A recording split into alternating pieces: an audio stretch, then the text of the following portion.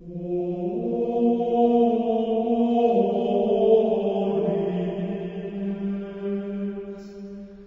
paraît l'aube, le bon pain du boulanger est déjà cuit et prêt à être mangé. Noël est pour bientôt et le moulin à paroles peut vous servir pour l'instant la 5e méditation sur les 7 antiennes O que chante la liturgie, en ce moment même d'ailleurs. Mon moulin ne va pas aussi vite que celui du meunier qui dort et il nous en restera donc encore 2 à déguster pendant l'octave de Noël. Pour aujourd'hui, allons-y.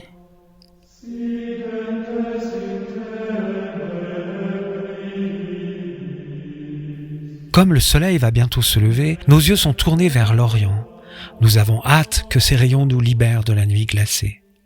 La 5e antienne dit « Ô Orient, splendeur de la lumière éternelle et soleil de justice, viens et illumine ceux qui sont assis dans les ténèbres et l'ombre de la mort. » Sur l'île de Paros, dans les Cyclades, l'église hors la ville de la Vierge, toute sainte, c'est son nom, abrite le plus vieux et le mieux préservé des baptistères d'Orient, et j'ai eu la chance de le visiter. Dans ces baptistères très anciens, le catéchumène était plongé tout entier dans l'eau. Celui de Paros est cruciforme, et l'on y entrait par l'ouest pour ressortir vers l'est, tandis que les officiants se tenaient dans chacune des branches de la croix. Par conséquent, le nouveau baptisé laissait derrière lui le soleil couchant et les ténèbres qui s'ensuivent et se dirigeait vers le soleil levant et la lumière qui l'illumine. Entre les deux, il était passé par la croix et avait abandonné son ancienne vie dans les eaux mortifères. L'Orient où le soleil se lève figure le Christ, duquel la lumière éclaire toute la terre, d'où le titre de l'antienne. Dans un épisode précédent du Moulin à paroles intitulé Baptizein, j'ai évoqué la symbolique de l'eau dans le baptême tel que le pratiquait Jean le Baptiste à l'époque de Jésus. Or, bien que l'on se trouve à Paros, en d'autres lieux, et au IVe siècle, donc dans d'autres temps, il est fort probable que la symbolique soit la même. La structure en forme de croix du baptistère, son orientation, l'immersion totale du nouveau chrétien évoquent les mêmes symboliques de mort et de renaissance que dans le baptême donné au Jourdain par Jean. Ceci posé, qui nous servira plus tard, remarquons dans l'antienne une opposition qui pourrait bien nous inquiéter. Sommes-nous certains de vouloir que le soleil de justice nous éclaire, tandis que nous évoluons dans les ténèbres et dans les ombres ? Un peu de lumière paraît utile si nous marchons à tâtons dans le noir. De fait, nous avons déjà demandé la prudence au Christ en priant la toute première des antiennes O, de sorte que nous pourrions avancer en sécurité dans ce monde obscur. Mais ici, c'est le soleil de justice que nous invoquons sur nos ténèbres, et ce soleil pourrait bien mettre en lumière des détails que nous préférons peut-être laisser dans l'ombre. Le soleil de justice dont il est question n'est pas seulement la lampe allumée dans l'obscurité. Il est le foyer d'une lumière éclatante qui met en évidence ce qui est dissimulé, ce qui se fait en douce. Luc, au chapitre 12, rapporte ces paroles de Jésus. « Il n'y a rien de couvert qui ne doive être découvert, ni rien de caché qui ne doive être connu, parce que tout ce que vous aurez dit dans les ténèbres sera entendu dans la lumière. Et ce que vous aurez dit à l'oreille dans les chambres sera prêché sur les maisons. » Seront mises en évidence les injustices flagrantes, bien sûr, et plus aucun pouvoir ne sera assez vaste pour masquer les malheurs qu'ils causent. Mais seront aussi éclairés d'une lumière sans ombre tous les mensonges, toutes les faussetés, les manipulations, les hypocrisies, toutes les injustices en définitive. Évidemment, je n'accuse personne. Et si je voulais dire que ces ténèbres concernent tout le monde, il faudrait que je m'accuse en premier lieu, ce que je fais très volontiers en fait, car c'est là tout l'enjeu de cette antienne et il est important. En effet, si j'accepte de me laisser éclairer par ce soleil de justice, alors le Christ peut m'arracher aux ténèbres et à l'ombre de la mort. Peut-être que mes noirceurs vont être éclairées crûment, mais je suis sûr de la compassion de Jésus, de son amour et à la fin de son pardon qu'il donne sans mesure et sans condition.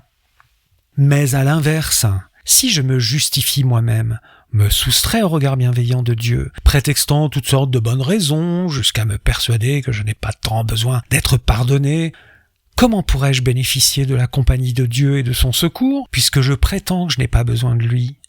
Comment puis-je être pardonné si je ne le veux pas?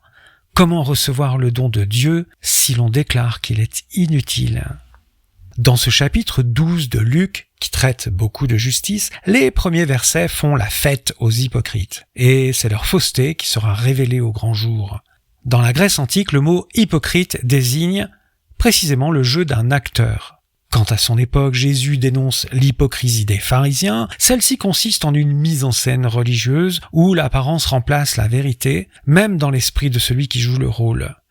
Dans le tumulte des pensées des pharisiens hypocrites, le rôle religieux se mélange avec la bonne conscience, l'importance sociale, l'ego, la dévotion à l'institution, tout cela sous une apparence qui permet de profiter d'un statut précieux et d'avantages profitables que l'on s'estime dus.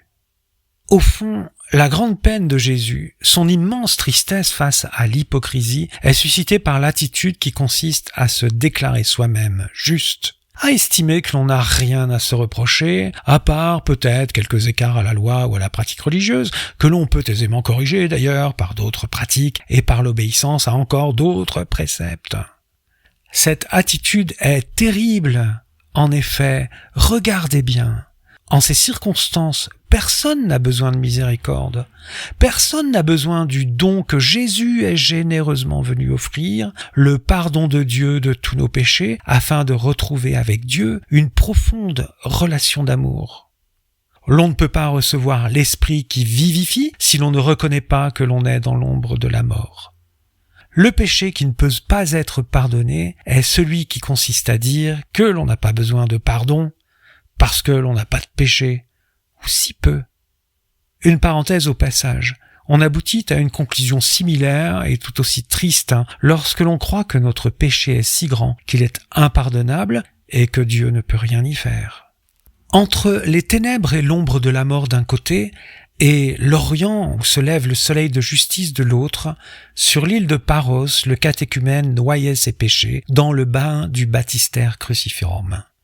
Tous les péchés que nous remettons au Christ, il les cloue sur le bois de la croix.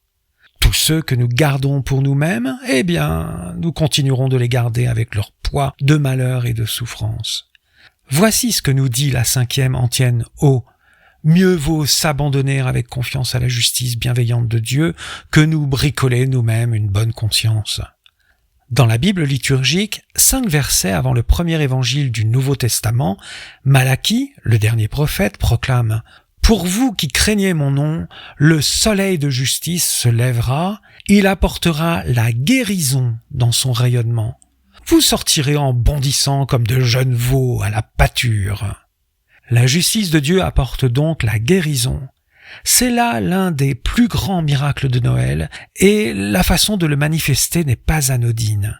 La petitesse du nourrisson dans la crèche nous désarme et suscite notre tendresse, bien sûr.